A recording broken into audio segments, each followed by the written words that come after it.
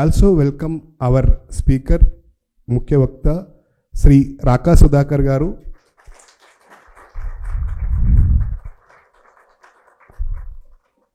వారు YouTube channel రాకా లోకంగా అనేక news columns ఇస్తూ ఉంటారు, డైలీ న్యూస్ కాలమ్స్ ఇస్తూ ఉంటారు. అదేవిధంగా he is a senior journalist. He has worked in Bharat Today, Sakshi, and moreover he has seen Sangh internally for the last 50 years. He is a pracharak in Assam and in various RSS areas he has worked. Raka Sudhakar garu sabanu uddeshinchi మాట్లాడతారు. మిత్రులారా, చాలా పొడవైనటువంటి వ్యక్తి తరువాత మాట్లాడడానికి ముందు చేయవలసిన పని ఇది.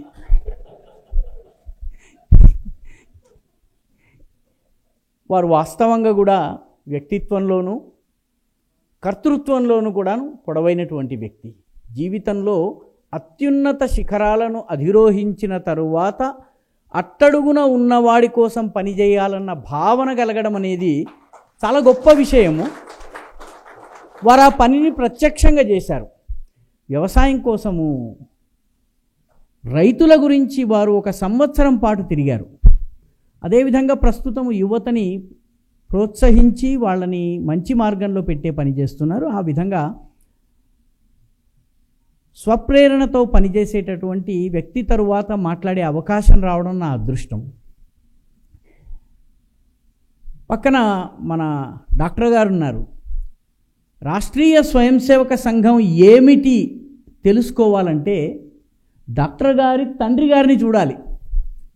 మీలో ఎంతమందికి పరిచయం ఉందో తెలియదు కానీ నక్సలైట్ ఉద్యమము రాష్ట్రాన్ని కుదిపేసి వాళ్ళు వణికి ఊళ్ళలో ఉండడానికి భయపడే సమయంలో కరీంనగర్లోని ఆయన డాక్టర్గా పనిచేస్తున్నప్పుడు డాక్టర్లందరూ ఫలానా ఇంత అమౌంట్ ఇవ్వాలి అని చెప్పి నక్సలైట్లు లెటర్ పంపించారు. మొత్తం కరీంనగర్ పట్టణమే జగిత్యాల పట్టణంలో నేను దేశద్రోహులకు డబ్బు ఇవ్వను, నా డబ్బు దేశద్రోహికి వెళ్ళడానికి వీల్లేదు అని చెప్పి ఒకే ఒక వ్యక్తి నిలబడ్డారండి, వాళ్ళ నాన్నగారు జనార్దన్ గారు. మీరు ఆశ్చర్యపోతారు. నక్సలైట్ల కన్నా తోటి డాక్టర్లు ఈయన దగ్గర నుంచి వసూలు చేయించండి డబ్బులు, మీరు ఆయన దగ్గర వసూలు చేయకపోతే మేమిచ్చి లాభం ఏంటి, పలానా జనార్దన్ గారి దగ్గర వసూలు చేయమన్నారు. జనార్దన్ గారు ఇవ్వలేదు. చివరికి కొందరు డాక్టర్లు ముందుకొచ్చి మీ పేరిట మేమిస్తాము, మీరు అంగీకరించండి అన్నాడు. ఆయన ఒప్పుకోలేదు. నక్సలైట్ తూటాకి భయపడకుండా ఒక బక్క చిక్కిన మనిషి నిలబడి నేను నా డబ్బుని దేశద్రోహులకు ఇవ్వను అని అనగలిగే వ్యక్తిని తయారు చేసింది రాష్ట్రీయ స్వయం సేవక సంఘం. వేదిక మీద ఉన్న 2 వ్యక్తులు రాష్ట్రీయ స్వయం సేవక సంఘం యొక్క కథను చెప్తున్నారు. through their lives. That's the most important part of their సంఘం 100 సంవత్సరాల్ని పూర్తి చేసుకుంటోంది. సంఘము 100 ఏళ్ళు నిండలేదు, 100 సంవత్సరాల్ని పూర్తి చేసుకుంది. ఇది 100 నాట్ అవుట్ మాత్రమే. సంఘంలో సెహవాగు ఉన్నాడు. సంఘంలో వాల్ పేరిట ఉన్నటువంటి రాహుల్ ద్రవిడు ఉన్నాడు. సంఘంలో కపిల్ దేవ్ వంటి ఫాస్ట్ బౌలర్ ఉన్నాడు. సంఘంలో సాధారణ వ్యక్తిలాగా కనిపిస్తూ అద్భుతమైనటువంటి క్యాచ్లు పట్టేటటువంటి ఏకనాథ్ సోల్కర్ వంటి ప్లేయర్లు ఉన్నారు. సోల్కర్ పేరు ఎంతమందికి తెలుసునో నాకు తెలియదు. నేను క్రికెట్ ఆడే సమయంలో సోల్కర్ అద్భుతమైనటువంటి క్లోజింగ్ ఫీల్డర్. రాష్ట్రీయ స్వయం సేవక సంఘము ఈ 100 సంవత్సరాల ప్రయాణాన్ని చెప్పాలి అన్నట్టయితే ఇది 100 సంవత్సరాల స్వయం సేవకుల జీవన ప్రయాణం. ఇది ఒక అడవిలో ఒక బాటసారి వెళ్తున్నాడు. ఒక చెట్టు నిప్పంటుకుంది, చెట్టు తగలబడిపోతోంది. ఆ చెట్టు మీద కొన్ని పక్షులు ఉన్నాయి, ఆ పక్షులు ఎగరడం లేదు. ఈ వ్యక్తి అడిగట, ఆగ్ లగి ఇస్ వృక్షమే జలనే లాగే పాత్ తుము పక్షి క్యూ నహి ఉడతే హో పంఖ తుమ్హారే పాస్. చెట్టు తగలబడిపోతుంది, నీకు రెక్కలు ఉన్నాయి, ఎందుకు ఎగిరి పారిపోవడం లేదని చెప్పి బాటసారి అడిగాట. ఆగ్ లగి ఇస్ వృక్షమే జల్నే లాగే పాత్ తుమ్ పక్షి క్యూ నహి ఉడతే హో పంఖ తుమ్హారే పాస్ అన్నప్పుడు కాలుతూ కాలుతూ పక్షులు జవాబిచ్చాయట, ఫల ఖాయే ఇస్ వృక్షకే గందే కీన్హే పాత్. మేము ఈ చెట్టు పళ్ళని తిన్నాము, ఇది సుఖంగా ఉన్న సమయంలో దీన్ని అనుభవించాము, దీనిని పాడు చేశాము, మా రెట్టలు వేశాము, రకరకాలుగా దీన్ని నష్టం చేసుకున్నాము, గూళ్ళు కట్టుకున్నాము. ఫల్ ఖాయే ఇస్ వృక్షకే గందే కీన్హే పాత్, యహీ హమారా ధర్మ హై కి జలే ఇసీకే సాథ్. ఇది స్వయం సేవకత్వం, ఇది స్వయం సేవకత్వం. అందుకే స్వయం సేవకుడు ప్రార్థన చేసేటప్పుడు ప్రార్థనలోని 4వ లైన్ ఏమని చెప్తుందంటే, మహామంగళే పుణ్యభూమే త్వదర్థే పతతు ఏష కాయ నమస్తే నమస్తే. ఏష ఈ శరీరము, కాయ అంటే శరీరము, పతతు నీ కోసము, నశించుగాక ఎవరి కోసము, మహామంగళమైనటువంటి పుణ్యభూమి త్వదర్థే నీ కోసము. This is the fourth line of the prarthana that we sing every day, and it tells us to sacrifice our lives. కాబట్టే జీవితాలను స్వయం సేవకులు పణంగా పెట్టారు. రాష్ట్రీయ స్వయం సేవక సంఘం ఎలా పెరిగింది మిత్రులారా? సంఘము ప్రారంభమైన సమయంలోనే కొంచెం అటు ఇటుగా ఈ దేశంలో 3 ప్రధానమైనటువంటి రాజకీయ ఆలోచన విధానాలు వచ్చినాయి. 1920s కమ్యూనిస్టు పార్టీ, భారత కమ్యూనిస్టు పార్టీ ప్రారంభమైంది. భారతదేశంలో కాదు, it was formed in Russia. Communist Party of India was formed in Russia by a person called M N Roy. ఆయన ప్రారంభించిన తర్వాత ఇక్కడ శరవేగంగా వ్యాపించింది. ఎందుకంటే 1917లో అక్టోబర్ విప్లవం జరిగింది. రష్యా ఒక అద్భుతమైనటువంటి మోడల్ని ప్రపంచం, economic and administrative and political మోడల్ని ప్రపంచం ముందుంచింది.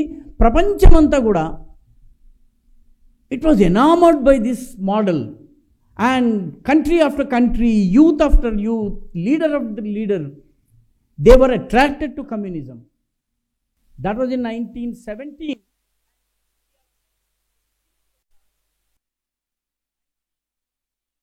వారు మొదటి యాన్యువల్ సదస్సు నిర్వహించారు.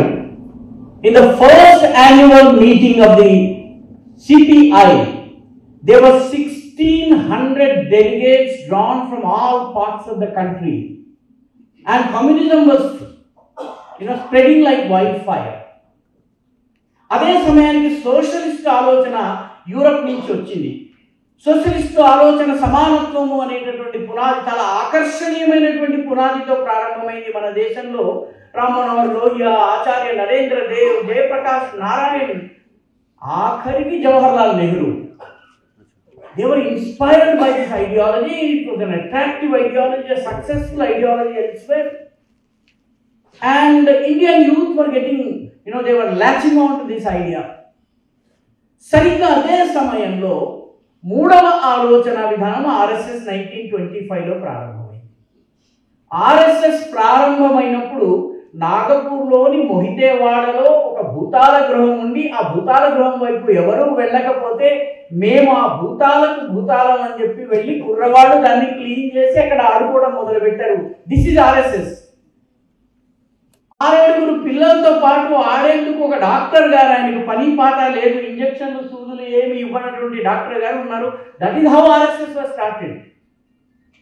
కాబట్టి 1929 నాటికి communism and socialism became the credo of the youth of this country.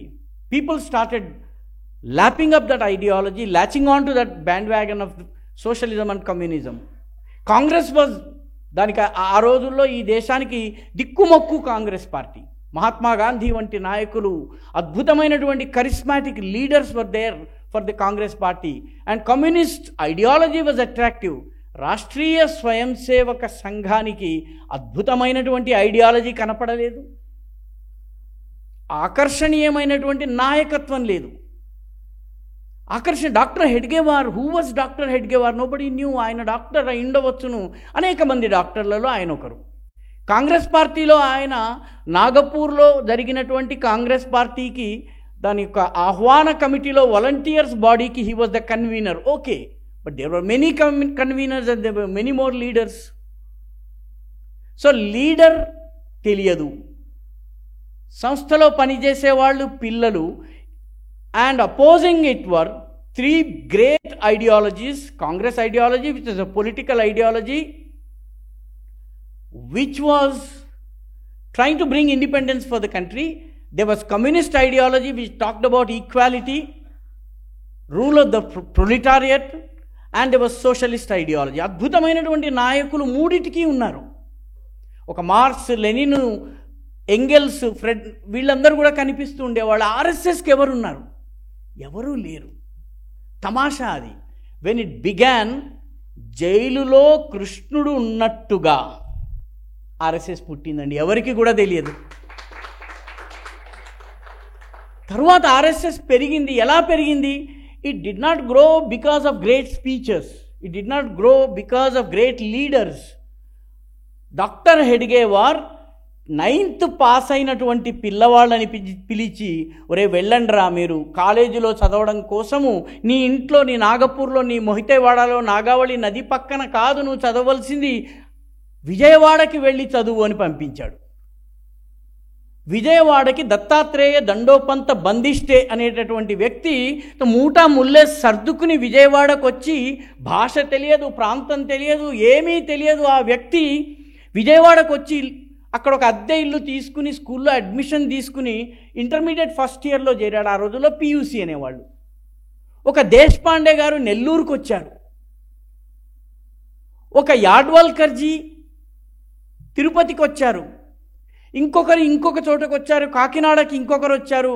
Balaji Narahari, పార్కీ గారు వచ్చారు. ఈ రకంగా వాళ్ళు 9th 10th పాస్ అయినటువంటి వాళ్ళు. వీళ్ళందరికీ నాయకుడు ఒకడు ఉండేవాడు. ఆయన పేరు దాదారావు పరమార్థ్. ఇక్కడున్న తరంలో ఎవరైనా దాదారావు పరమార్థ్ గురించి తెలిసిన వాళ్ళు బహుశా ఒక్కళ్ళు ఉండరు. దాదారావు పరమార్థ్ గారికి ఒక డిగ్రీ ఉండేది. ఆ డిగ్రీ పేరు MABF. ఆయన ఎక్కడికన్నా వెళితే ఎవరు మీరంటే, నా పేరు దాదారావు పరమార్థ్, ఆయన MABF అనేవాడు. MABF అంటే ఏంటి? Metric appeared but failed. కానీ దాదారావు పరమార్థ్ ఒకసారి మాట్లాడటం మొదలు పెడితే ఒక నిప్పు రవ్వలు ఎగిసేటటువంటి యజ్ఞాగ్ని జ్వాలలా ఉండేది. ఇంగ్లీష్లో ఆయన మాట్లాడుతుంటే, పరమార్థజీ మీ మాట వినాలని చెప్పి ఆయన అస్సాంకి వచ్చాడు పని, ఆంధ్రప్రదేశ్లో పని ఆయన ప్రారంభించారు, తమిళనాడులో పనిని దాదారావు పరమార్థ్ ప్రారంభించారు. దాదారావు పరమార్థ్ అస్సాంలో వచ్చి ఆయన షిలాంగ్లో స్పీచ్ ఇచ్చారని తెలుసుకున్న వాళ్ళు, మీరు వారానికి ఒక రోజు గువాహటిలో స్పీచ్ ఇవ్వాలి, వారానికి ఒక రోజు షిలాంగ్లో స్పీచ్ ఇవ్వాలి. That was the pristine ideological purity. It was the ideological purity and the commitment that doctor Hedgewar has inculcated that drove them. ఒక ఆయన వచ్చాడు, ఆయన భావురావు దేవరస్ గారు. ఆయన బనారస్ హిందూ యూనివర్సిటీలో కాలేజీలో చదవడానికి వచ్చారు. ఇంకొకరు వచ్చారు, అహ్మదాబాద్కు వచ్చారు, పంజాబ్కి వచ్చారు, లాహోర్కి వచ్చారు. Madhavrao Mulye went to Lahore as a pracharak. వీళ్ళందరూ 9th 10th ఇంటర్మీడియట్ పీపుల్ అండి. They were pitted against the biggest personalities of that era. చదువు లేదు, పెద్ద అధ్యయనం లేదు, లీడర్ లేదు, డబ్బు లేదు. టీ కాచుకోవడానికి రూపాయి నోట్లను తగలబెట్టి టీ చేసుకునేంత ధనము లేదు వాళ్ళకి. వాళ్ళింట్లో తింటూ వీళ్ళింట్లో తింటూ, పెట్టిన రోజు తినడము, లేని రోజు పడుకోవడము, పస్తు పడుకోవడము, బట్ సంఘాన్ని వదలకపోవడము. This was the reason for RSS growth. మిత్రులారా, 1950 కొంత మనము ఈ ఐడియాలజీస్ అన్నీ ఈరోజు మనం కనుక 100 సంవత్సరాల తర్వాత చూసినట్లయితే కమ్యూనిస్ట్ ఐడియాలజీ ఎక్కడుంది? ఈరోజు యువత కమ్యూనిస్ట్ ఐడియాలజీని తిరస్కరించింది. They may be left, they may be liberal, but they are no longer communists. They may talk about wokeism, but cultural Marxism of Antonio Gramsci గురించి మాట్లాడవచ్చును, కానీ ఆచరణలో they are no longer communists. America కార్లలో తిరుగుతూ అత్యంత వైభవంగా బ్రతుకుతూ కమ్యూనిజాన్ని కేవలం ఆర్ఎస్ఎస్ని వ్యతిరేకించేందుకు వాళ్ళు స్వీకరించారు. సోషలిజం ఎక్కడుంది? కేవలము భారత రాజ్యాంగంలో ఒక పదంగా మిగిలింది. India has rejected socialism. The world has rejected socialism for that matter. RSS ఎక్కడుంది? 150 దేశాలలో రెగ్యులర్ యాక్టివిటీతో దేశంలోని నలుమూలల ఆర్ఎస్ఎస్ ఉంది. ఆర్ఎస్ఎస్ యొక్క గ్రోత్ వెనక ఎవరున్నారంటే, ఇందాక నేను చెప్పినట్టుగా యహీ హమారా ధర్మ హై కి జలే ఇసీకే సాథ్ అన్నటువంటి వాడున్నాడు. స్వయం సేవకు, పేదవాడు, తినడానికి తిండి లేదు. మిత్రులారా, మీకు ఆశ్చర్యం కలగవచ్చును, స్వామి వివేకానంద యొక్క అత్యద్భుత విజయము వెనక తమిళనాడులో ఒక స్కూల్ టీచర్ ఉండేవాడండి. He did not subscribe to Advaita Vedanta. He was a poor teacher who could not support his own family. ఆయన పేరు అలసింగ పెరుమాళ్. స్వామి వివేకానంద నేను షికాగో వెళ్ళాలి అన్నప్పుడు ఇంటింటికి వెళ్ళి డబ్బు సేకరించి తీసుకొచ్చి వివేకానందుడి ముందు పెట్టినటువంటి వాడు అలసింగ పెరుమాళ్. అవి సరిపోలేదు. సరిపోకపోతే మైసూర్ మహారాజు, ఖత్రి మహారాజు, రాజా ఆఫ్ రామ్నాడ్ డబ్బులు ఇచ్చారు, అది వేరే విషయం. But the first crowd funding in India was by a person called Alasinga Perumal. వివేకానందుడు, నాకు అమ్మ నుంచి ఆజ్ఞ రాలేదయ్యా, నేను అమెరికాకి వెళ్ళేది లేదు, ఈ డబ్బు నాకు వద్దు అన్నారు. అలసింగ పెరుమాళ్ ఇంటింటికి వెళ్ళి ఎవరెవరు ఎంతెంత డబ్బు ఇచ్చాడు అంతంత డబ్బు తిరిగి ఇచ్చాడండి. He did it thrice. He pooled up money, he redistributed money, he gave back the money. Alasinga Perumal లాగా స్వయం సేవకులు పనిచేశారు కాబట్టి రాష్ట్రీయ స్వయం సేవక సంఘం విజయం సాధించింది. అలసింగ పెరుమాళ్ లాగా స్వయం సేవకులు పనిచేశారు. అందుకనే స్వయం సేవకి ఐడియాలజీకి wedded, he was wedded to this ideology. హిందీలో ఒక సుప్రసిద్ధ భజన ఉందండి. ఆ భజనలో చెప్తారనమాట, జబ్ మే థా తబ్ హరి నహి. నేను ఉన్నప్పుడు హరి లేడు, అబ్ హరి హై మే నహి. ఎప్పుడైతే హరి వచ్చాడో ఇంక నేను లేదు, అద్వైతము మాత్రమే. తరువాత లైను, ప్రేమ గలి అతి సాకరి. ప్రేమ మార్గము ఎంత ఇరుకైనది. సంక్రీలా గలి అంటే సంక్రీలా అంటే హిందీలో ఇరుకైన. ప్రేమ గలి అతి సాకరి, జామే దో న సమాయ్. స్వయం సేవకు ఈ భావనతో పనిచేశాడు కాబట్టి రాష్ట్రీయ స్వయం సేవక సంఘం పెరిగింది. మిత్రులారా, 1925 నుంచి 40 వరకు డాక్టర్ హెడ్గేవార్ సంఘానికి నాయకత్వం వహించారు. డాక్టర్ హెడ్గేవార్ సమయంలో ఇచ్చినటువంటి స్లోగన్ ఏంటంటే, ఈ దేశంలోని పట్టణాలలో 3%, గ్రామాలలో 1% స్వయం సేవకులు తయారైనట్టయితే ఈ దేశాన్ని పరమవైభవ స్థితికి తీసుకెళ్ళగలం. That was the target given to the swayamsevak. పరం పూజనే గురూజీ 1940 to 1973 వరకు సంఘానికి నాయకత్వం వహించారు. 74 వరకు కూడా. చాలా తమాషా ఏంటంటే, Guruji was not part of the first batch of స్వయం సేవక్స్. ఆయన చాలా తరువాత ఆర్ఎస్ఎస్కి వచ్చారు. భావురావు దేవరస్జీ బెనారస్ హిందూ యూనివర్సిటీలో పాఠాలు చెప్తున్నటువంటి గురూజీ, చైన్ స్మోకర్ గురూజీని తీసుకొచ్చి ఆయన సంఘానికి తీసుకొచ్చారు. ఆ తర్వాత కథ మనకి చెప్పుకోని అవసరం లేదు.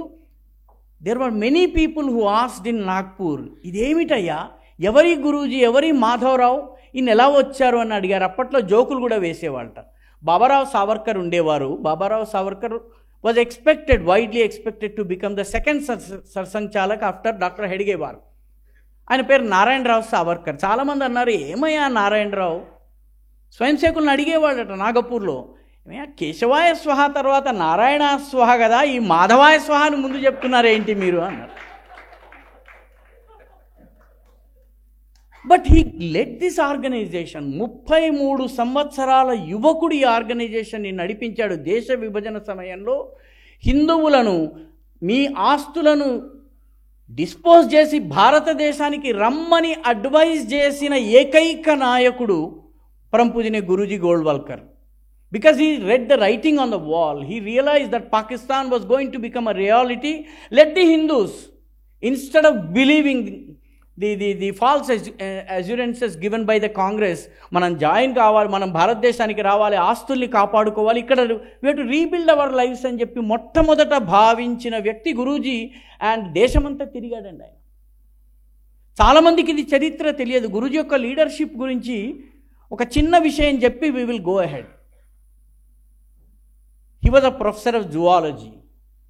ఆయనకి సన్యాసము, ఆయన రామకృష్ణ మఠంలో సన్యాస దీక్ష తీసుకోవాల్సింది. గురువు అఖండానంద గారు దీక్షను ఇవ్వలేదు. నీ పని వేరే ఉందయ్యా, నీకు నేను దీక్షను ఇవ్వను అన్నారు. అందుకనే నేను సరే నా గుర్తుగా ఈ కమండలాన్ని ఉంచుకో అన్నాడు. గురూజీ చనిపోయేంత వరకు ఆయన ఎక్కడికి వెళ్తే అక్కడ గురువుగారు ఇచ్చిన కమండలాన్ని తీసుకెళ్లేవారు.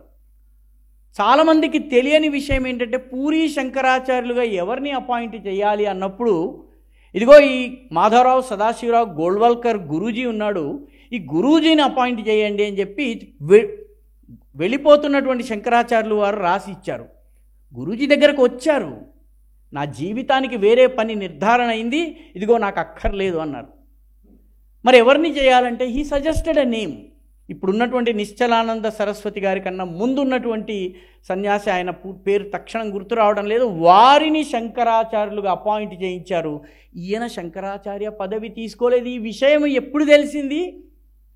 గురూజీ మరణించిన తరువాత ఆ శంకరాచార్యుల వారు ఒక సభలో నేను శంకరాచార్యుడు కావడానికి కారణం పరంపూజని గురించి ఆయన తిరస్కరించింది నాకు వచ్చిందని చెప్పాడు ఆయన. Till then swayamsevaks did not know that Guruji sacrifice Shankaracharya పీఠం అనమాట. 1942లో quit India movement, the kind of leadership Sangha had చూడండి. 1942లో క్విట్ ఇండియా మూవ్మెంట్ జరిగింది. ఇక్కడున్న మనం ఎవరము క్విట్ ఇండియా మూవ్మెంట్ కాలంలో పుట్టిన వాళ్ళం కాదు. క్విట్ ఇండియా సమయంలో దేశంలో ఒక తుఫానులాగా దేశభక్తి రగిలింది. దేశం అంతా కూడా అంగ్రేజ్ భారత్ చోడు అనేటువంటి నినాదం ఇచ్చారు. ఎక్కడికక్కడ స్వతంత్ర దేశాలు వచ్చేసినాయి. మన పరిటాలలో వచ్చింది, నాగపూర్లోని షోలాపూర్లో స్వతంత్ర గవర్నమెంట్స్ ఏర్పాటైనాయి. బ్రిటిష్ వాళ్ళని తరిమేశారు.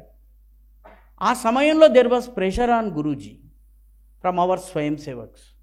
మనం కూడా నాగపూర్లో శక్తివంతంగా ఉన్నాము కాబట్టి నాగపూర్లో భారత జెండా ఎగరేసి లెటస్ డిక్లేర్ ఇండిపెండెన్స్ అన్నారు. మనకి శక్తి ఉంది, let us declare independence in Nagpur. Guruji అన్నారు క్విట్ ఇండియా మూవ్మెంట్ 6 నెలలు కూడా నడవదు అన్నారు ఆయన.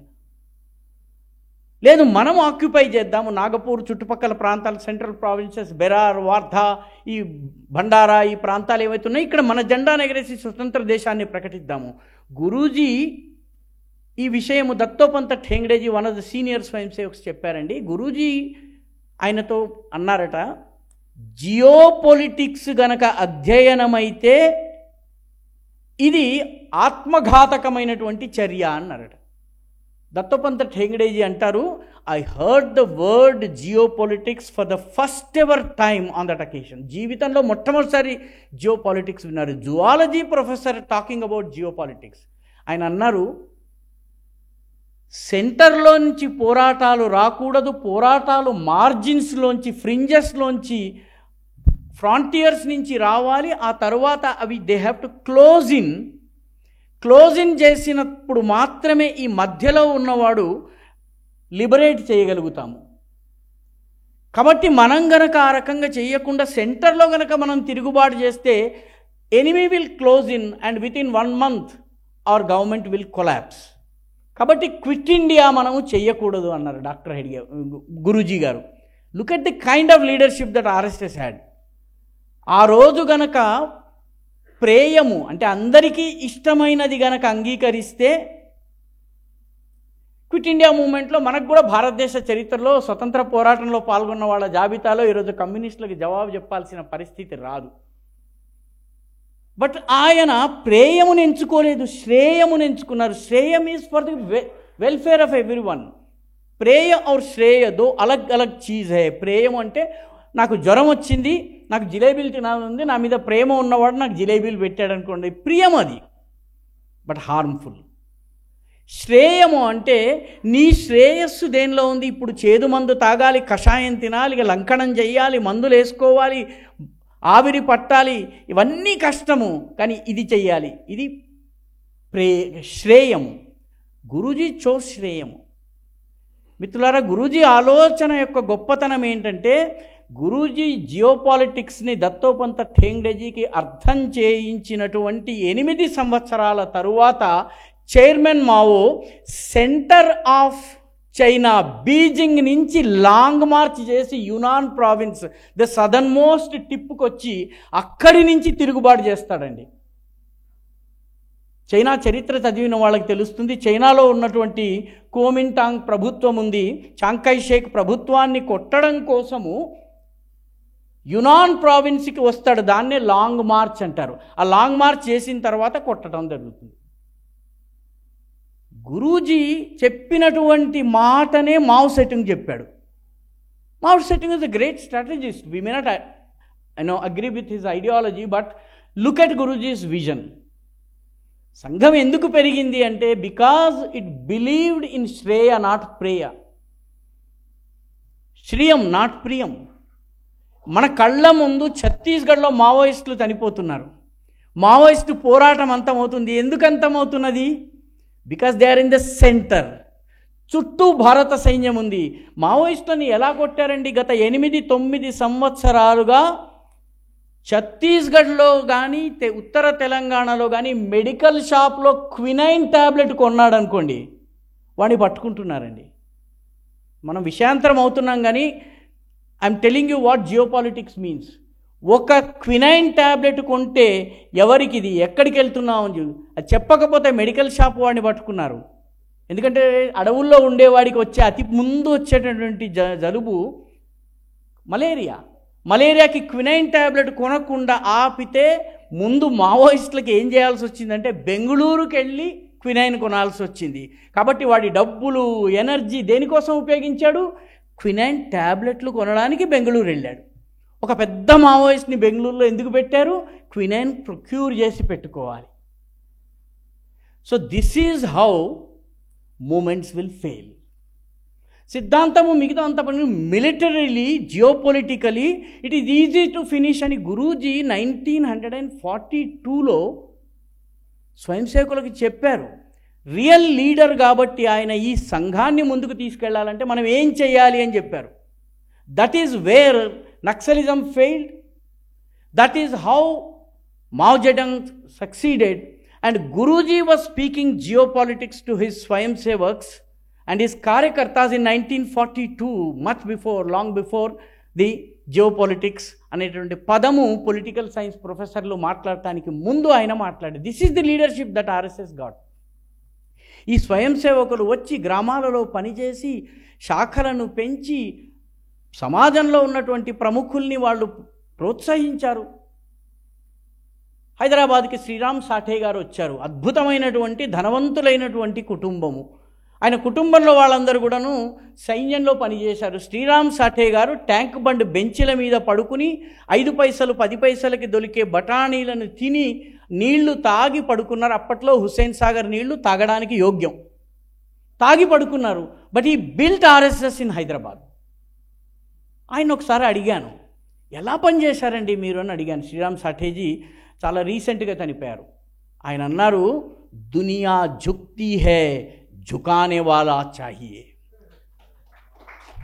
आसमान झुकती है, झुकाने वाला चाहिए.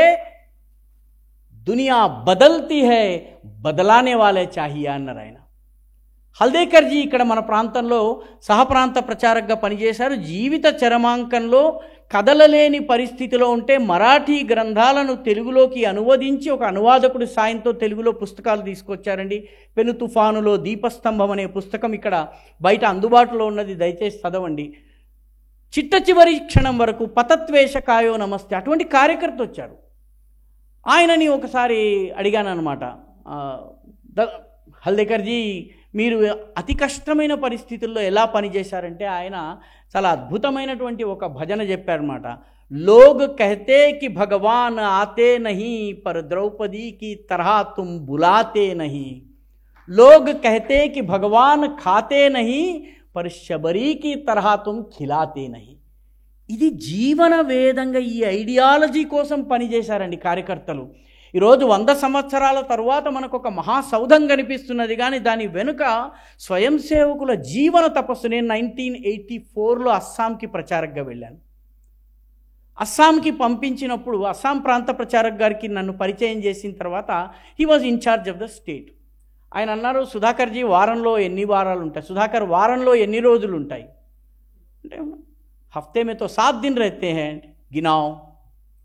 मैंने गिनाया था.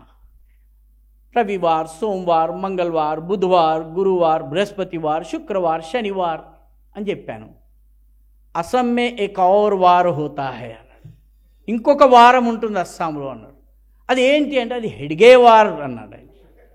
అంటే ఏంటి అన్నాను. ఏ రోజైతే నీకు తినడానికి తిండి దొరకదో, ఏ రోజైతే నువ్వు పస్తుతో అర్ధాకలితో ఉంటావో ఆ రోజు Hedge war. This was the అంటే ఒక అస్సాంకి కొత్తగా ఒక ప్రచారకు వెళ్ళినప్పుడు నీకేం భయం లేదు, అందమైన బెడ్ ఉంటుంది, చక్కటి కార్యాలయం ఉంటుంది, ఫోన్ ఉంటుంది, ఫలానా సదుపాయం ఉంటుంది, నువ్వు తిరగడం కోసం మోటార్ సైకిల్ పెడుతున్నాము, పని చేయి అని చెప్పలేదు. నా ప్రాంత ప్రచారకు నాకు చెప్పినది ఏంటంటే మిగతా దేశంలో వారానికి 7 రోజులు, అస్సాంలో వారానికి 8 రోజులు, ఏ రోజు నీకు అన్నం దొరకదో ఆ రోజు హెడ్గే వారం. ఆదివారం సోమవారం లాగా హెడ్గే వారం అన్నారు. This was the first thing that he told me when I went to Assam. అంటే మెంటల్గా కార్యకర్తల్ని ఎలా ప్రిపేర్ చేశారు. కాబట్టి డాక్టర్జీ, గురూజీ తర్వాత బాళాసాహెబ్జీ సంఘానికి నాయకత్వం వహించారు. బాళాసాహెబ్జీ తర్వాత రజ్జూ భయ్యా వచ్చారు. రజ్జూ భయ్యా ప్రొఫెసర్ రాజేంద్ర సింహజీ సంఘం యొక్క ప్రచారక అయినప్పుడు doctor C V Raman he met Guruji. ప్రపంచంలోని అత్యంత శ్రేష్ఠుడైనటువంటి న్యూక్లియర్ ఫిజిక్స్ వాడిని కాకినిక్కరు గట్టించి అడవులు తిప్పుతున్నావేంటయ్యా, అతను నోబెల్ ప్రైజ్ కొట్టగలిగే వ్యక్తి అన్నాడు.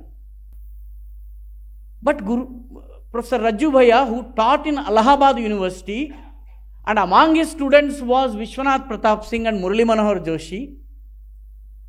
హీ ఆప్టెడ్ ఖాకీ నిక్కర్, హాఫ్ నిక్కర్ అండ్ ప్రిఫర్ టు స్టే. ఆయన ఫాదర్ అవిభక్త ఉత్తరప్రదేశ్కి చీఫ్ ఇంజనీర్. ఆ రోజుల్లో ఒకే చీఫ్ ఇంజనీర్ ఉండేడు. ఇప్పుడు ఇరిగేషన్కి, పంచాయత్ రాజ్కి, రెవెన్యూకి అన్నిటికీ చీఫ్ ఇంజనీర్లు ఉన్నారు. మొత్తం ఉత్తరప్రదేశ్కి చీఫ్ ఇంజనీర్. అటువంటి వ్యక్తికి కుమారుడు అడవులు బట్టి పనిచేశాడు. This is RSS.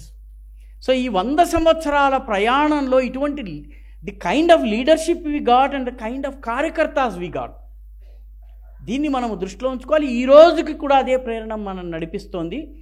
దాని తర్వాత సుదర్శన్జీ వచ్చారు. సుదర్శన్జీ, రజ్జూ భయ్యా, బాళాసాహెబ్జీలను దగ్గర నుంచి చూసేటటువంటి అదృష్టం నాకు కలిగింది. డాక్టర్జీని, గురూజీని నేను చూడలేదు. ఇప్పుడున్నటువంటి సరసంఘ చాలక్జీ మోహన్ భాగవత్జీ వచ్చారు. సంఘం యొక్క ప్రత్యేకత ఏంటంటే doctor Hedgewar 2% in urban areas and 1% in rural areas కనుక స్వయం సేవకులు అయినట్లయితే ఈ దేశాన్ని మారుస్తామన్నారు. గురూజీ వచ్చిన తరువాత ఆయన ఏమన్నారంటే సంఘాన్ని సర్వవ్యాపి, సర్వస్పర్శి, సర్వాంతర్యామిగా చేయాలన్నారు. గురూజీ ఈ పదాన్ని పదే ఉపయోగించేవాడు. సంఘాన్ని సర్వవ్యాపి, ఆల్ పర్వేడింగ్, సర్వస్పర్శి, touching everyone's life, and సర్వాంతర్యామి, it has to become omniscient, be present everywhere. ఇది గురూజీ చెప్పారు.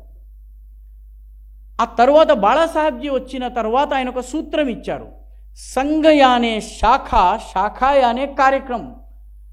ఆ సమయంలో స్వయంసేవకులైనటువంటి వాళ్ళు ఎవరైనా ఇక్కడ ఉన్నట్లయితే, ఎందుకంటే ఆయన 74లో వచ్చారు, బహుశా ఎర్లీ 90స్కి ఆయన వెళ్ళిపోయారు. ఆ టైంలో ఇక్కడ ఎవరన్నా స్వయంసేవకులు ఉంటే ఆయన అనేవాడు సంఘం అంటే ఏమిటి, సంఘం అంటే శాఖ అంటే ఏంటి, శాఖలో కార్యక్రమం జరగాలి, 1 అవర్ శాఖ జరగాలి. ఇదంతా ఎందుకు? To create positive energy in the society. ఈ కార్యకర్త తర్వాత పనిచేస్తారు. ఇప్పుడు మోహన్ భాగవత్జీ చెప్తున్నది ఏంటంటే సంఘం అంటే స్వయం సేవక్ అంటే ప్రకల్ప. సంఘం అంటే స్వయం సేవక్. సంఘం అంటే శాఖ మాత్రమే కాదు, సంఘ భావాలతో ప్రేరితుడైనటువంటి స్వయం సేవకు సమాజం కోసము తన శక్తిలో, తన సామర్థ్యంలో, తన పరిధిలో ఏదో ఒక కార్యక్రమాన్ని జీవన వ్రతంగా ఎంచుకుని పనిచేయాలి. ఆ పని చేయడం కోసము ఈ సంఘయానే స్వయం సేవక్ యానే కార్యక్రమం. ఇక్కడ స్వయం సేవకులం అన్నటువంటి మనందరికీ కూడాను, కార్యకర్తలైనటువంటి మనందరికీ కూడాను సమ్ ప్రాజెక్ట్. స్వయం సేవకుల ఈ 100 సంవత్సరాల ప్రయాణంలో every challenge was scene as an opportunity. I will give you one small example. ఒక ఆర్ఎస్ఎస్ కార్యకర్త ఉండేవాడు, ఆయన పేరు గోవిందరావు కాత్రే. ఈ గోవిందరావు కాత్రే గారికి కుష్టు వ్యాధి వచ్చిందండి. కుష్టు వ్యాధి, ఈ రోజుల్లో కుష్టు వ్యాధి తగ్గిపోయింది, మనకి లెప్రసీ గురించి తెలియదు, కానీ ఆయనకి గోవిందరావు కాత్రేకి కుష్టు వ్యాధి వచ్చింది. కుమార్తె ఆయన ఇద్దరే జీవిస్తారు. సమాజం ఆయన్ని బహిష్కరించింది. హీ వాజ్ అ స్వయం సేవక్. గురూజీ దగ్గరకు వచ్చి రోధించడానికి వచ్చారు. గురూజీ, నా లైఫ్ ఇలా అయిపోయింది, కుష్టు వ్యాధి ఇలా అయిపోయింది, సమాజంలో బస్సుల్లో ఎక్కనివ్వడం లేదు, ఏమీ చేయనివ్వడం లేదు అంటే గురూజీ ఏం చెప్పారంటే, గోవిందరావు, ఈ దేశంలో ఉన్నటువంటి లక్షలాది మంది కుష్టు వ్యాధిగ్రస్తులు ఎవరైతే ఉన్నారో వాళ్ళ కోసం పనిచేసే అవకాశము భగవంతుడు నీకు ఇచ్చాడయా. దాని నుంచి రాష్ట్రీయ స్వయం సేవక సంఘ్ భారతీయ కుష్టు నివారణ సంఘని స్థాపించింది. మనందరికీ బీజేపీ, ఏబీవీపీ, విశ్వ హిందూ పరిషత్ ఇటువంటి గ్లిటరింగ్ ఆర్గనైజేషన్స్ గురించి తెలుసు. They are the toast of the season now. Everyone talks about BJP, Vishwa Hindu Parishad, RSS and others. But how many of us know that a challenge was converted into an opportunity? ఈ దేశంలో కుష్టు వ్యాధిగ్రస్తుల మధ్య జాతీయ భావాలతో పనిచేసే సంస్థలు రెండే ఉన్నాయండి. మిగతా అంతా కూడా క్రైస్తవ మిషనరీలు. ఈ రెండు సంస్థలు, ఒకటి మహాత్మా గాంధీ స్థాపించారు, హింద్ కుష్టు నివారణ సంఘ్. ఒకటి గోవిందరావు కాత్రే స్థాపించినటువంటి భారతీయ కుష్టు నివారణ సంఘ్. మనలో చాలామందికి తెలియనటువంటి విషయం, కుష్టు వ్యాధిగ్రస్తులలో కూడా ఆర్ఎస్ఎస్ పని ఉంది. నాకు ఒక మిత్రుడు ఉండేవాడు, అతని పేరు దిలీప్ ఘోష్. అస్సాంలో పనిచేస్తున్నప్పుడు దిలీప్ ఘోష్కి ప్రోగ్రెసివ్గా విజన్ పోయిందండి. విజన్ పోయిన తర్వాత సంఘము, అతను ఒక సంఘ పేపర్ కోసం పనిచేసేవాడు. అందులో ఒక సహాయకుడిని మరి తీసుకుని మరీ ప్రయాణం చేసేవాడు. పని ఆపలేదు. అతను, నేను సంఘం దగ్గరికి వెళ్తే సంఘం చెప్పింది, ఒరే నువ్వు ఇలా బాధపడుతూ ఉండే కన్నా నీలా బాధపడుతూ ఉన్నటువంటి నేత్రవిహీనుల్లో పనిచేయంటే మొట్టమొదట అఖిల భారత నేత్రవిహీన సంఘ అనే సంఘాన్ని ఆయన స్థాపించి హైదరాబాదులో కూడా దాని శాఖలు పెట్టారు. తరువాత ఆలోచన ఏమొచ్చిందంటే, కేవలం నేత్రవిహీనులకి మాత్రమే పనిచేస్తేలాగా అన్ని రకాల వైకల్యాలు ఉన్నటువంటి వాళ్ళని కలపాలి అన్నారు. ఆ కలిపిన తరువాత అసలు వీళ్ళని వికలాంగులను ఎందుకు అనాలి, దివ్యాంగులు అనాలి అన్నారు. ఈరోజు భారత ప్రభుత్వం యాక్సెప్ట్ చేసిన వర్డ్ దివ్యాంగ హ్యాస్ కమ్ ఫ్రమ్ ఆర్ఎస్ఎస్. దివ్యాంగుల కోసము పనిచేసే సంస్థ సక్షం. సక్షంకి రాష్ట్ర అధ్యక్షులు బహుశా వీరు డాక్టర్ గారు. సక్షం ఈరోజు నేత్రవిహీనుల కోసం కార్నియా కలెక్షన్ చేసే పని దగ్గర నుంచి మొదలుపెట్టి రక్తపు బ్యాంకు దాకా, బ్లడ్ డోనర్స్ యొక్క లిస్టులు తయారు చేయడం దాకా, వికలాంగులకు కావలసిన ఫెసిలిటీస్ కోసం కానీ సంఘం పనిచేస్తోంది. మనకి కనిపించే ఆకర్షణీయమైనటువంటి అద్భుతమైనటువంటి ఈ సంస్థలు మాత్రమే కాదు, ఇటువంటి సంస్థలు ఆర్ఎస్ఎస్ స్థాపించింది. దీనిని దత్తోపంత ఠేంగ్డేజీ ఒక మాట అనేవారు, RSS is nothing but it is a story of progressive unfoldment అన్నారు. సంఘము ప్రారంభమైన తరువాత అవసరాల మేరకు సమాజంలోని అన్ని రంగాల్లోకి వెళ్ళింది. అన్ని రంగాల్లోకి స్వయం సేవకుల్ని పంపడం జరిగింది. ఒక కుష్టు వ్యాధి కోసము గోవిందరావు కాత్రే వెళ్ళారు. సక్షం కోసము దిలీప్ ఘోష్ మొదట ప్రయత్నించారు. ఇప్పుడు దాని పేరు సక్షం, పెద్ద సంస్థ అయింది. చిన్న చిన్న విషయాల కోసం కూడా పనిచేసింది సంఘము. మనము ఊహించలేనటువంటి రంగాల్లో సంఘం పనిచేసింది మిత్రులారా. మనకి ఏబీవీపీ ఇటువంటి కొన్ని సంస్థలు మాత్రమే తెలుసును, బీజేపీ వంటి సంస్థలు తెలుసును. అనేక రంగాల్లో సంఘం పనిచేసింది. గ్రాడ్యువల్ సమాజంలో అవసరం వచ్చే కొద్దీ ఆ రంగంలోకి ప్రవేశించారు. ఆ రంగంలో ప్రవేశించిన తర్వాత we were the best and we proved that we were the best and సమాజానికి ఒక దిశను ఇచ్చేటటువంటి పని చేశాం. దీన్ని దత్తోపంత ఠేంగ్డేజీ గ్రాడ్యువల్ అన్ఫోల్డ్మెంట్ అన్నారు. ఈరోజు సమాజ జీవితంలోని అన్ని రంగాల్లో, ఒక్క విద్యారంగాన్ని తీసుకుందాం. విద్యారంగంలో ఉన్న కంపోనెంట్స్ ఏంటి? What are the components in the field of education? Teacher, student, school, then educational research, educational policy, syllabus making. ఈ 5 రంగాల్లో ఆర్ఎస్ఎస్ ఏం పనిచేస్తుందో ఒక్కసారి చూడండి. విద్యార్థుల కోసం అఖిల భారతీయ విద్యార్థి పరిషత్, టీచర్ల కోసము ఈరోజు అఖిల భారతీయ రాష్ట్రీయ శైక్షణిక్ మంచ్, దాన్ని మన తెలంగాణలో తపస్ అంటున్నారు, TPUS అంటున్నారు. విద్యార్థుల కోసం, ఉపాధ్యాయుల కోసము స్కూళ్ళ కోసము సరస్వతి విద్యామందిర్. దేశం మొత్తం మీద 50,000 విద్యాలయాలు ఉన్నాయండి. గోరఖ్పూర్లో మొట్టమొదటి స్కూల్ 1960s ప్రారంభమైంది. రెండవ స్కూలు నిర్మల్లోని రథాల గుడి సెంటర్లో, రథాల గుడి పాడుబడ్డ గుడిలో స్టార్ట్ అయిందండి. దానికోసము ఎస్ఎల్ఎన్ ఆచార్యులు గారు అనేవారు స్కూల్ని స్థాపిస్తే గటిక సుదర్శన్ అనేటటువంటి వ్యక్తి గవర్నమెంట్ ఉద్యోగాన్ని వదిలేసేశాడండి. అండ్ 3,000కి 4,000కి 2,000కి ఉద్యోగం చేసేందుకు ఆయన వచ్చారు. కోటన్ రాజు గారు వచ్చారు. వీళ్ళందరూ ఆ స్కూల్ని సెటప్ చేసిన తర్వాత ఇలాంటి స్కూల్ కావాలి అంటే ఆంధ్ర రాష్ట్రంలో, అవిభక్త ఆంధ్రప్రదేశ్లో ఈరోజు మోర్ దాన్ 400 స్కూల్స్ ఉన్నాయి. దేశవ్యాప్తంగా 50,000 స్కూల్స్ ఉన్నాయి. ఎడ్యుకేషనల్ రీసెర్చ్ కోసం భారతీయ శిక్షణ మండలి ఉందండి. అదేవిధంగా ఎడ్యుకేషనల్ పాలసీ ప్రిపరేషన్ కోసం దీననాథ్ బత్రా గారని ఒక కార్యకర్త ఒక సంస్థను స్థాపించి సిలబస్ ఏముండాలి, ఎడ్యుకేషన్ ఏముండాలి, టీచింగ్ మెథడ్స్ ఏముండాలని పనిచేస్తున్నారు. అది కూడా ఒక సంస్థ.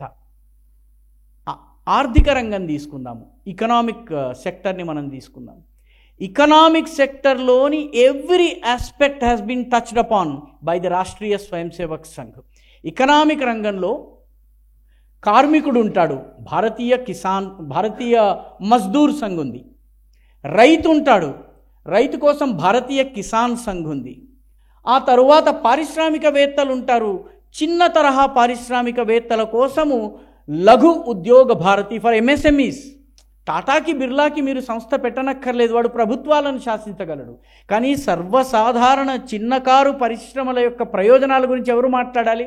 భారతీయ లఘు ఉద్యోగ భారతి. ఆ తరువాత ఎకనామిక్ పాలసీస్ ఎలా ఉండాలి, దానికోసము స్వదేశీ జాగరణ మంచ్. దీనిలో అందరికన్నా ముఖ్యమైన వాడెవరు? కన్జ్యూమర్ యొక్క ప్రయోజనాల్ని కాపాడాలి కాబట్టి అఖిల భారతీయ గ్రాహక్ పంచాయత్. వీటన్నిటితో పాటు as an alternative to big industries మనము ప్రజా సహకారంతో పనిచేయాలి కాబట్టి కోఆపరేటివ్ సెక్టర్లో పనిచేస్తారు. ఈ కోఆపరేటివ్ సెక్టర్లో పనిచేసేది సహకార భారతి. సో ఆర్థిక రంగంలోని అన్ని aspects have been touched upon by the Rashtriya స్వయం సేవక్ సంఘ్. సో ఈ రకంగా నేను 2 ఉదాహరణలు ఇచ్చాను. మీరు ఏ రంగం తీసుకున్నా ఈ సమాజంలోని విస్మృత వర్గాలు, వెనకబడిపోయినటువంటి వర్గాలు, వాటి కోసం పనిచేయాలి. గిరిజనుల మధ్య పనిచేసేందుకు బాళాసాహెబ్ దేశపాండే అనేటటువంటి వ్యక్తి గురూజీ దగ్గరికి వెళ్ళి, నేను జష్పూర్ నగర్లో పనిచేస్తున్నాను, ఇక్కడ గిరిజనులకి ఒంటి మీద బట్ట లేదు, తినడానికి తిండి లేదు, వీళ్ళ కోసం పనిచేయాలి, ఏం చేయమంటారు అంటే స్కూలు పెట్టమన్నారు. స్కూల్తో పాటు హాస్టల్ పెట్టమన్నారు. వనవాసీ కళ్యాణాశ్రమం అనే పేరుతో ఆయన ఆశ్రమం పెట్టారు. 1979 తర్వాత దీనికి అఖిల భారతీయ రూపం ఇచ్చారు. ఇప్పుడు ట్రైబల్ ఏరియాస్లో the strongest, biggest, largest and most powerful organisation Bharatiya Vanvasi Kalyan Parishad కార్యకర్త ఈరోజు ఛత్తీస్గఢ్ రాష్ట్రానికి ముఖ్యమంత్రిగా ఉన్నాడు.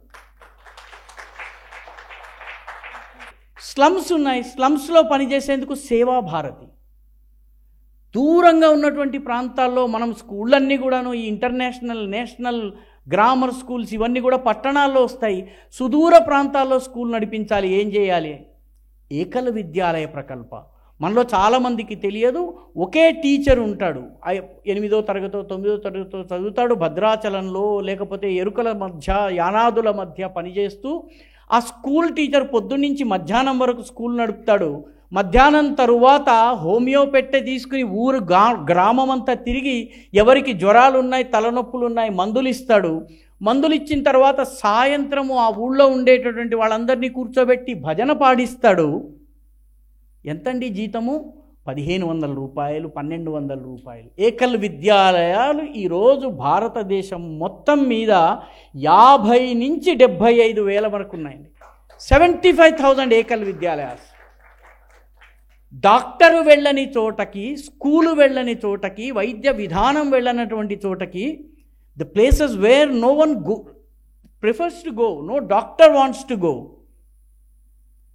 Sangha runs Ekal Vidyalayas in Andhra Pradesh and Telangana alone. We are running more than 3,000 Ekal Vidyalaya schools. Mithulara Gottikoyalo అని ఒక కమ్యూనిటీ ఉంది. They were caught in the crossfires between the Naxals and the police in Chhattisgarh. The police believe that they are the supporters of Naxals, and the Naxals believe that they are the informers who are tipping off the police. వాళ్ళు ఏం చేశారు, ఛత్తీస్గఢ్లో గొడవ ప్రారంభం కాగానే ఖమ్మంలోకి వచ్చారండి. ఖమ్మంలోకి వచ్చిన తరువాత ఇక్కడ ఉన్నటువంటి నక్సల్ ఆర్గనైజేషన్స్ గొత్తికోయల గురించి వ్యాసాలు రాసినాయి. పని ఎవరు చేశారు? రాష్ట్రీయ స్వయం సేవక సంఘం చేసింది. It ran ekal vidyalaya, it ran medical camps, it worked among those people. It is very difficult to convince or win over Guttikoyelu. They don't speak your language. Doctor గారికి అనుభవం ఉంటుంది. They don't speak your language, they do not know Telugu, Hindi రాదు వాడికి, కేవలం గొత్తికోయ భాష, కోయ భాష కూడా రాదు.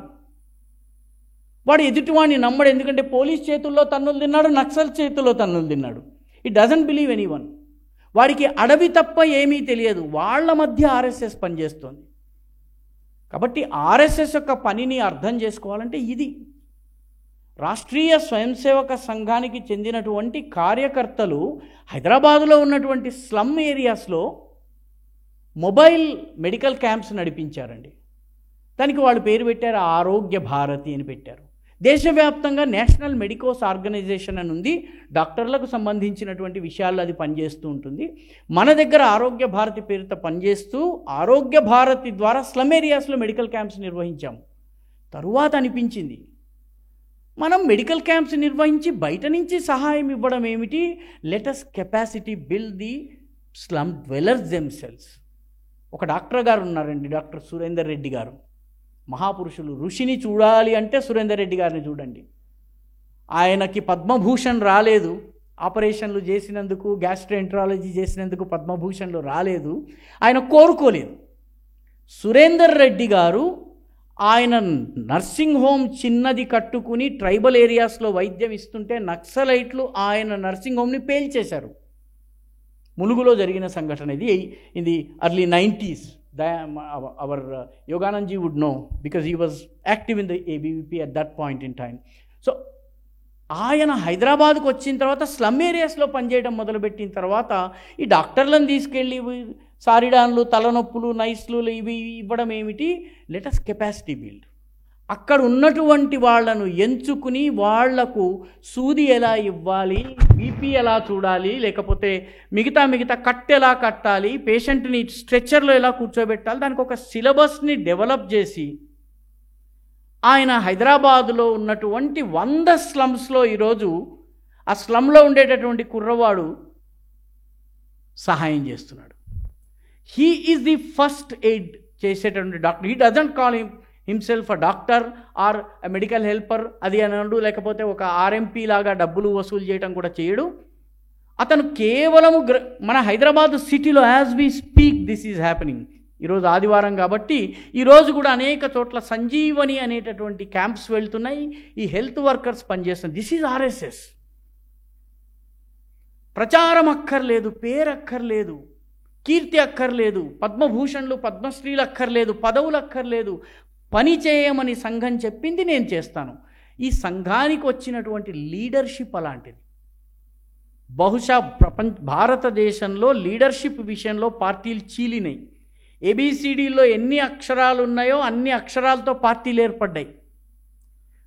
రాష్ట్రీయ స్వయం Sevak Sangh perhaps is the only organization where the senior most functionary of the organization says, నాకు ఇంకా ఈ పదవి అక్కర్లేదు, ఒక సాధారణ స్వయం సేవక్గా జీవిస్తానయ్యా, ఇంకొకరిని సరసంఘ చాలక్ చేయండి. ఎందుకంటే రాష్ట్రీయ స్వయం సేవక సంఘంలో సరసంఘ చాలక్కి ముందు మనం ఒక విశేషణాన్ని, ఒక అడ్జెక్టివ్ని జోడిస్తాం. అదేంటంటే పరమ పూజనీయ, మోస్ట్ రివియర్డ్. నాకు పరమ పూజనీయ వద్దు, ఏమి వద్దు, I will be a ordinary swayamsevak, appoint another young able bodied leader అని చెప్పి పక్కకి తప్పుకున్నారు బాళాసాహెబ్ దేవరస్, మధుకర్ దత్తాత్రేయ దేవరస్. బహుశా ప్రపంచంలో ఏ సంస్థలోనూ అంగంగలితం ఫలితం ముండం దశన విహీనం జాతం తుండం వృద్ధో యాపి గృహీత్వా దండం తథపిన ముంచతి ఆశాపిండం, అయినప్పటికీ కూడా ఈ ఆశ అనే పిండము మేబీ ప్రధానమంత్రి బనుంగా ఉన్నది వదిలేసుకున్నారు. ఇక్కడ ఆయన తరువాత సరసంఘ చాలక్ రజ్జుభయ్య తర్వాత ప్రొఫెసర్ రాజేంద్ర సింఘతి తర్వాత సరసంఘ చాలక్ చేయాలంటే ఎవరిని చేయాలన్న ప్రశ్న వచ్చింది. సీనియర్ మోస్ట్ కార్యకర్త హొంగసంద్ర వెంకట్రామయ్య శేషాద్రిజీ, కర్ణాటక సాహిత్య అకాడమీ విజేత, ఆయన అవార్డు విజేత, Sangh pracharak Hongasandra Venkatramaiah Seshadriji, H V Seshadriji. I was fortunate to have met him many times and he showered his benedictions on me. శేషాద్రిజీ, నా వయసు అయిపోయింది, ఇది మలిగిపోయే వయసు, అస్తమిస్తున్న సూర్యుడిని ఆర్ఎస్ఎస్ సర్సంఘచాలక్ చేయకండి, యువకుడిని చేయండి అన్నారు. కుప్పహళ్ళి సీతారామయ్య సుదర్శన్ వచ్చారు. This is RSS work culture. సమాజంలోని అన్ని రంగాలకు వెళ్ళడము, సమాజంలో పదవి ఇదం నమమ ఇదం రాష్ట్రాయ స్వాహ అన్నటువంటి భావంతో పనిచేయడము, ఈ సంఘాన్ని మనం అర్థం చేసుకోవాలి. సంఘం అంటే చాలామంది ఈ రోజుల్లో బీజేపీ ఇటువంటి సంస్థలు ఆలోచిస్తున్నారు, కానీ ఇటువంటి కార్యక్రమాలు కూడా జరుగుతున్నాయి. మన దగ్గర కరీంనగర్ జిల్లాకి చెందినటువంటి ఒక ఆయన వచ్చాడు, ఆయన పేరు కొయ్యడ శ్రీధర్. ఇక్కడ ఉన్న వాళ్ళలో కొయ్యడ శ్రీధర్ గారి గురించి ఎవరికి బహుశా తెలియదు. కొయ్యడ శ్రీధర్ గారికి నువ్వు ట్రైబల్స్ మధ్య పనిచేయాలన్నారు. జీవితంలో ట్రైబల్ ఏరియాస్కి వెళ్ళలేదండి ఆయన. ఆయన ఏం చేశాడంటే పాడేరు మఠంకి వెళ్ళి, పాడేరు మఠం అరకు ప్రాంతంలో ఉంటాయి, అక్కడికి వెళ్ళి గిరిజన గ్రామాలకు వెళ్ళేవాళ్ళు. గిరిజనులు అసలు నగరవాసుల్ని జీవితంలో చూడలేదు. ఈ శ్రీధర్ గారు మాట్లాడితే హిందీ తప్ప తెలుగు మాట్లాడరు, తెలుగువాడైనప్పటికీ. వనవాసి ప్రాంతాల్లో అరకు పాడేరులో తెలుగే సరిగ్గా రాదు. శ్రీధర్జీ అక్కడికి వెళ్ళేవాడు, 20 రోజులు అక్కడుండి ఒక 10 రోజులు ఇక్కడికి వచ్చేవాడు. శ్రీధర్జీని చూసిన అదృష్టం నాకు కలిగింది. శ్రీధర్జీ నన్ను ఎవరినైనా పలక, క్యారే కైసే హో, మా కైసీ హే, భాబీ కైసీ హే, భాయ్ కైసా హే. ఆయన వనవాసి ఏరియాల్లో వెళ్ళినప్పుడు తిరిగి వచ్చిన తర్వాత ఆయన మా దగ్గరికి వచ్చేవారు అన్నమాట. వచ్చిన తర్వాత ఆయన అన్నాడు, అరే మీ ఇంట్లో విరిగిపోయినటువంటి టూత్పేస్ట్ ఉందా, పగిలిపోయినటువంటి టూత్ బ్రష్ ఉందా, ఆడేసుకుని పారేసినటువంటి బొమ్మలు ఉన్నాయా, విరిగిన బొమ్మలు ఉన్నాయా అని చెప్పి ఇంటికి వచ్చి కలెక్ట్ చేసేవాళ్ళు. ఎందుకు కలెక్ట్ చేస్తున్నారు మాకు అర్థమయ్యేది కాదు. ఇవన్నీ కలెక్ట్ చేసిన తర్వాత ఆ బొమ్మలను, ఆ టూత్పేస్ట్ని, ఆ వస్తువులని చూడనటువంటి గిరిజనులకు ఇచ్చారు. అలాగ నెమ్మదిగా వాళ్ళ మధ్య పనిచేసి జీవితమంతా వనవాసుల మధ్య పనిచేసి కొయ్యడ శ్రీధర్ గారు చనిపోయారు. మిమ్మల్ని నేను పాడేరుకు ఆహ్వానిస్తున్నాను. పాడేరులోని పాత తరం గిరిజనుల ఇళ్లలో పూజ గది ఏదైతే ఉందో ఆ గదిలో రాముడు, కృష్ణుడు, పరశురాముడు, ఇంకో దేవత మోదకొండమ్మ లేకపోతే తలుపులమ్మ ఉండరండి, అక్కడ కొయ్యడ శ్రీధర్ గారి ఫోటో ఉంటుంది. ఈరోజుకి కొయ్యడ శ్రీధర్ గారి ఒళ్ళో పెరిగినటువంటి అమ్మాయి ఉంది, ఆమె పేరు అచ్చమ్మ. ఈ అచ్చమ్మ హైందవ శంఖారావం వీడియో చూసిన వాళ్ళు ఎవరన్నా ఉంటే అందులో ఒక పాట పాడి మాట్లాడిన గిరిజన మహిళ ఉంటుంది. ఆ మహిళ ఈ మహిళ లక్షలాది మంది ముందు మాట్లాడేటటువంటి కెపాసిటీని ఆయన బిల్డ్ చేశారు. ఈ అచ్చమ్మ కుటుంబ పరిస్థితి ఒక్కసారి చెప్తానండి. అచ్చమ్మ గారి భర్త చనిపోయారు. అచ్చమ్మ గారి కుమారుడు ఒకడు మానసిక రుగ్మతతో బాధపడుతున్నాడు. రెండవ కుమారుడికి ఆరోగ్య సమస్య ఉంది, వాడు అవిటివాడు. ఆమె ఒక చిన్న గుడిసెలో ఉంటుంది. ఈ రోజుకి కరెంటు లేదు. అచ్చమ్మ గారు మాత్రము సంఘం పనిచేస్తుంది, విశ్వ హిందూ పరిషత్ పనిచేస్తుంది, వనవాసి కళ్యాణాశ్రమం పనిచేస్తుంది. గిరిజన ప్రాంతాలలో నువ్వు గింజంత లీడర్షిప్ చూపిస్తే ఎమ్మెల్యే కావచ్చు, కావచ్చును. ఆమె ఏ పదవిని కోరుకోకుండా పనిచేస్తుంది. ఆమె దగ్గరికి వెళితే ఆమె ఇంట్లో ఉన్నటువంటి 4 ముద్దల్ని 2 ముద్దలుగా పంచి నాకు ఇచ్చినప్పుడు మేము అడిగామన్నమాట, ఎలా పని చేయగలుగుతున్నారమ్మా, ఒక చిన్న సమస్య రాగానే మేము సంఘాన్ని మానేస్తున్నాము, సెలవు తీసుకుంటున్నాము, మీరు ఎలా పని చేస్తున్నారంటే ఆవిడంది, నాకు ఒక దేవుడు దారి చూపించాడయ్యా, ఆ దేవుడి కోసం పనిచేస్తున్నాను. ఎవరయ్యా దేవుడు అంటే కొయ్యడ శ్రీధర్ గారు. మన తెలంగాణలోని ఒక కుగ్రామానికి చెందినవారు. ఇటువంటి leaders, social leaders, thought leaders, action లీడర్స్ని ఆర్ఎస్ఎస్ ప్రొడ్యూస్ చేసింది. వీళ్ళు ఈరోజు మనకు కనిపించే అద్భుతాన్ని చేస్తున్నారు. ఇది అర్థం కానంత వరకు ఆర్ఎస్ఎస్ అర్థం కాదు. ఆర్డినరీ స్వయం సేవక్ యొక్క ఎక్స్ట్రాడినరీ ఎబిలిటీ, సంఘం యొక్క సిద్ధాంతమే సాధారణ వ్యక్తిలోని అసాధారణ సామర్థ్యాన్ని వికసింపజేసి సామాన్యుడిని అసామాన్యుడిగా చేయటమే రాష్ట్రీయ స్వయంసేవక సంఘం పని. ఆ తయారైనటువంటి వాళ్ళు ఈరోజు అన్ని రంగాల్లో గొప్ప గొప్ప పనులు చేస్తున్నారు. విదేశాలలో కూడా పనిచేస్తున్నారు. విదేశాల్లో సాఫ్ట్వేర్ ఉద్యోగాల కోసం వెళ్తూ అక్కడ ఉద్యోగం చేస్తున్నటువంటి సమయంలో ఈ ఉద్యోగం నాకొద్దు, I will become an RSS pracharak అని చెప్పి అమెరికా యొక్క వెలుగు జిలుగులని పక్కన పెట్టి ప్రచారక అయినటువంటి కనీసం 2 వ్యక్తులు నాకు తెలుసు. కనీసం 2 వ్యక్తులు ఈ రకమైన అద్భుతమైనటువంటి లీడర్షిప్ని, thought and action లీడర్షిప్ని Rashtriya Swayamsevak సంఘం తయారు చేసింది. కాబట్టే ఈరోజు సంఘము 100 సంవత్సరాలైనా విభజన లేకుండా, చీలిక లేకుండా, వేర్పాటు లేకుండా, లక్ష్యం నుంచి దూరం కాకుండా, అవసరాల మేరకు తనను తాను మోడిఫై చేసుకుంటూ పనిచేయగలుగుతోంది. అందుకని రాష్ట్రీయ స్వయంసేవక సంఘం 100 సంవత్సరాలు దాటి కూడాను రాహుల్ ద్రవిడ్ లాగా ఆడగలుగుతోంది. అవసరమైన చోట సెహవాగ్ అవుతుంది, కానీ నిత్యము నిదానంగా సతతంగా కంటిన్యూస్ కాన్స్టెంట్ పనిచేయగలిగేటటువంటి సంస్థ ఏదైనా ఉంటే అది రాష్ట్రీయ స్వయంసేవక సంఘము. ఒక చిన్న విషయాన్ని మీ ముందుంచి నేను ముగిస్తాను.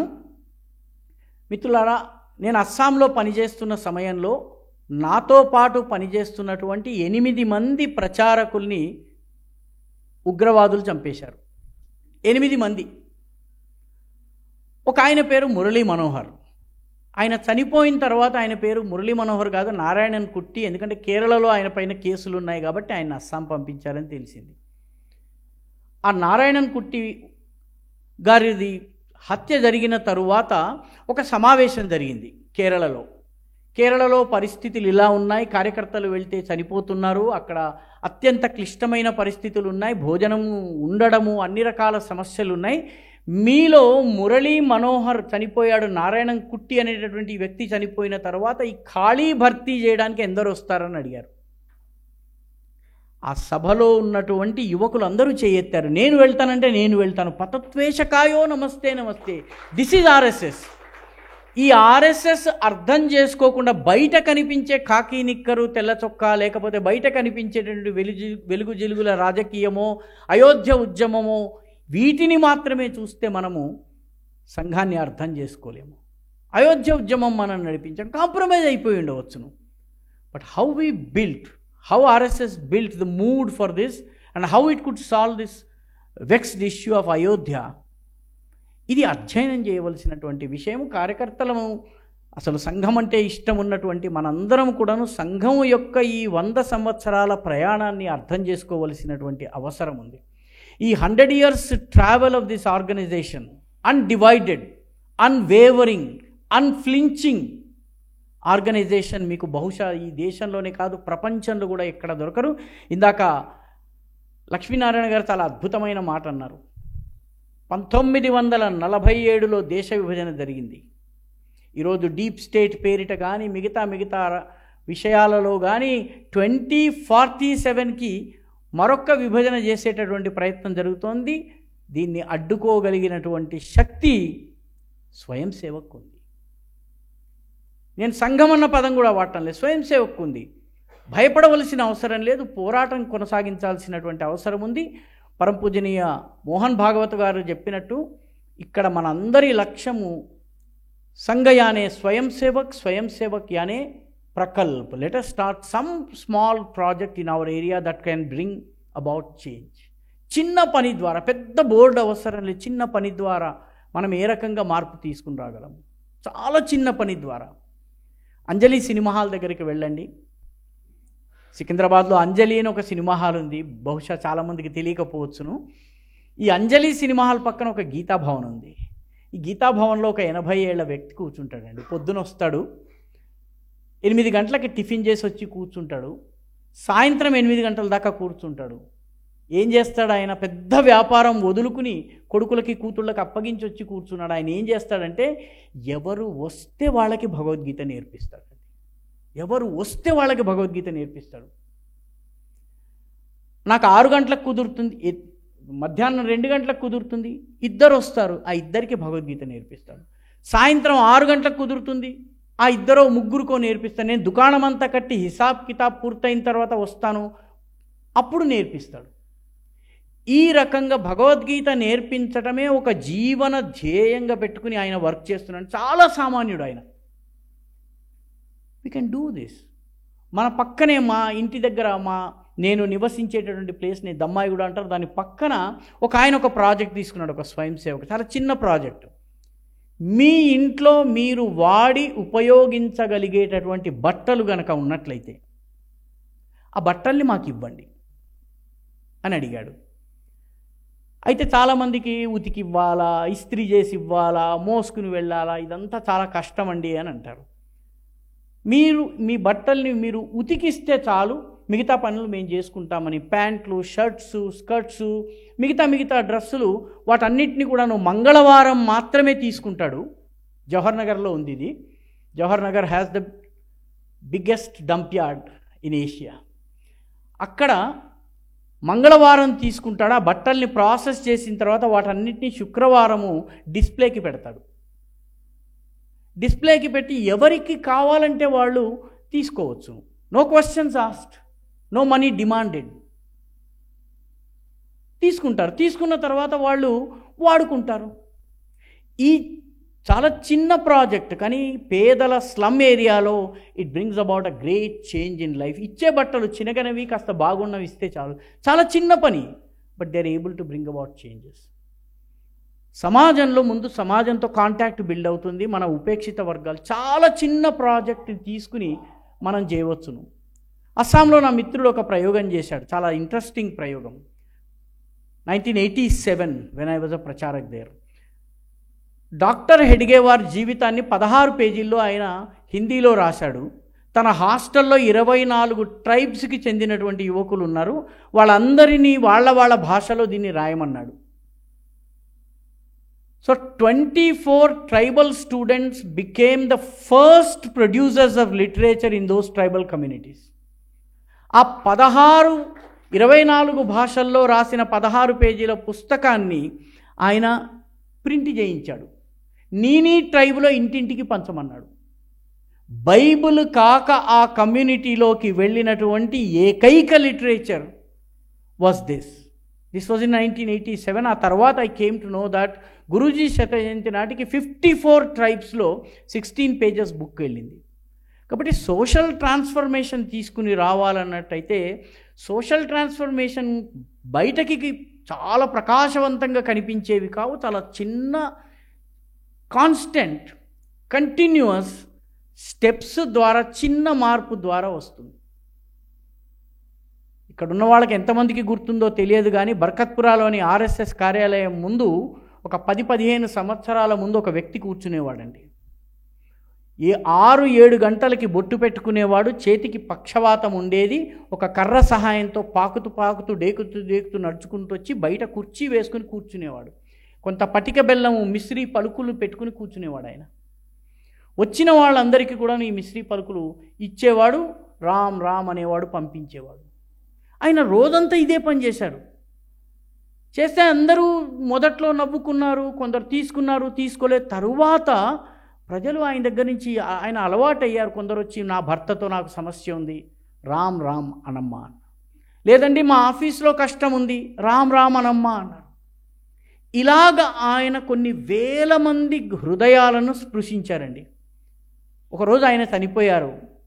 ఆ రోజు వస్తూ వెళ్తున్న వాళ్ళందరూ ఏమండి వాళ్ళ మాకు పటిక బెల్లం ఇచ్చేవాడు కనపడలేదండి, ఆయన ఎవరో పెద్ద ఆయన ఉండేవారు అంటూ కార్యాలయం లోపలికి వచ్చారు. కార్యాలయం లోపలికి వస్తే ఆయన భౌతిక కాయం ఉంది. కాబట్టి ఆ అయ్యో వీరు చనిపోయారా అని చెప్పి ఆఫీసులు మానుకుని ఆయన కోసం కన్నీరు గార్చాడు. ఆయన పేరు ఈమని చెంచు రామ్మూర్తి గారండి. పక్షవాతం వచ్చి ఏ పని చేయలేని పరిస్థితిలో ఉన్నప్పుడు ఈమని చెంచు రామ్మూర్తి గారు కనీసము నేను రామరామ అనగలను, పటిక బెల్లం ముక్కలు ఇవ్వగలను అన్నారు. కాబట్టి మనం కూడా ఈ శతాబ్ది సంవత్సరంలో మన ముందు 2 లక్ష్యాలు ఉన్నాయి. మొట్టమొదటిది పనిని విస్తరణ, ఈ విస్తరణ చేసినటువంటి పనిని స్టెబిలైజ్ చేయటం, దృఢీకరణ, ఇది మన ముందు పెట్టినటువంటిది. First is expansion, the second is stabilisation and strengthening of the work. This is the target that RSS has set before itself. The second change is for the society. అందులో పంచ పరివర్తన అని తీసుకొచ్చారు. ఆ పంచ పరివర్తన ఏంటంటే గోసేవ, గ్రామీణ వికాసము, ఇది చెయ్యాలి. అన్ని ఆలోచనల్లో భజన, భోజన, వస్త్రధారణ, వేషభూష, వీటన్నిటిలో స్వదేశీ ఉండాలి. మూడవది కుటుంబ ప్రబోధిని. ఈరోజు మన అందరి ముందున్న అతిపెద్ద ఛాలెంజ్ ఫ్యామిలీ సిస్టమ్ని కాపాడటము, ఫ్యామిలీ వాల్యూస్ని కాపాడటము. నాలుగవది సామాజిక సమరసతని పాటించటము. ఐదవది సివిక్ రూల్స్ని పాటించడం. వీటిని పంచ పరివర్తన అని చెప్పి ఆర్ఎస్ఎస్ చెప్తోంది. ఈ పంచ పరివర్తనని సమాజంలోకి తీసుకెళ్లే పనిని స్వయం సేవకులు చేయాలి. కాబట్టి మనం చేపట్టేటటువంటి సంఘయానే స్వయం సేవక్ అనే ప్రకల్ప అన్నటువంటి ఆలోచనలో ఈ 5 థీమ్స్లో మనం ఏమి చేయగలం అన్నది మనం ఆలోచించి కనుక చేస్తే ఈ జన్మ శతాబ్ది కార్యక్రమాన్ని నిర్వహించడానికి సార్థకత వస్తుంది. మనం కూడాను ఈ ఆన్వర్డ్ జర్నీ ఆఫ్ ఆర్ఎస్ఎస్, ఎందుకంటే మనకి నెక్స్ట్ మన అందరి ముందు కళ్ళల్లో ఒక లక్ష్యం ఉంది. అదేంటంటే పరం వైభవం నేతుమే తత్స్వరాష్ట్రం. ఈ దేశము పరమ వైభవ స్థితికి పోవాలి. ఆ స్థితికి పోవాలన్నట్టయితే మనందరం తీసుకెళ్లాలంటే మనందరము పనిచేసి ప్రయత్నించాలి. కాబట్టి ఆ ప్రయత్నంలో ఈ పంచపరివర్తనలో మనం ఎలా భాగస్వాములు కాగలము, ఆర్గనైజేషనల్లీ మనం how we can expand and stabilize this work అన్నది మనము ఆలోచించాలి. ఆ రకంగా ఆలోచించేందుకే ఇటువంటి కార్యక్రమాలను ఏర్పాటు చేయటం జరుగుతోంది. మీరందరూ చాలా ఓపికగా విన్నారు. నార్మల్గా ఆదివారం ఇంత సంఖ్య రాదు. అది ఖచ్చితంగా లక్ష్మీనారాయణ గారి కోసం వచ్చింది. ఎందుకంటే వారు సామాజిక సేవ చేసేటువంటి కార్యకర్తల్లో ప్రస్తుతం వారికి ఉన్న విలువ అటువంటిది. వచ్చిన వాళ్ళు నేను మాట్లాడుతున్నా వెళ్ళలేదంటే మీకు నాకన్నా సంఘం అంటే చాలా ఇష్టం అన్న విషయం నాకు అర్థమైంది.